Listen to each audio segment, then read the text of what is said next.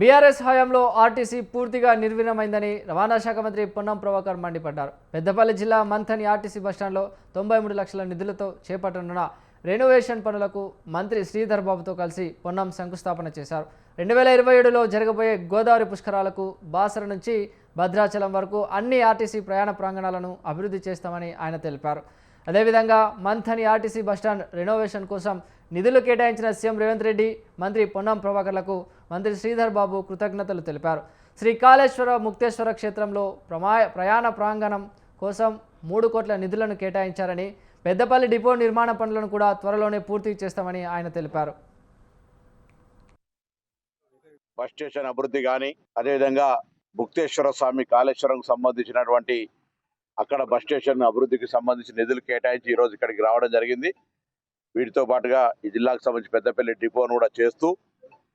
ఈ మధ్య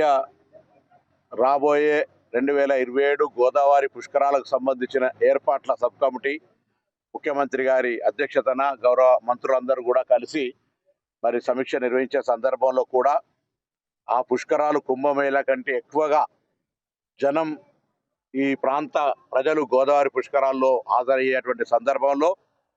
ఎక్కడ కూడా ఇబ్బంది లేకుండా ప్రజా రవాణా వ్యవస్థ అంటే పేద ప్రజలందరికీ, గ్రామీణ ప్రాంత ప్రజలకు లైఫ్ లైన్ అనేటువంటి ఆర్టీసీ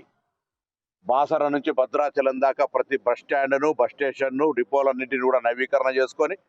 ప్రయాణికుల సౌకర్యాలకు అనుగుణంగా అక్కడి వసతులను కల్పిస్తూ మరి ఆ యొక్క పుష్కరాల లోపల ప్రజలు భాగస్వాములై పాల్గొనే సందర్భంలో ప్రజా రవాణా వ్యవస్థ ఎట్లయితే సమ్మక్క సారక్కకు సంబంధించి ప్రత్యేకమైనటువంటి ఏర్పాట్లు చేస్తామో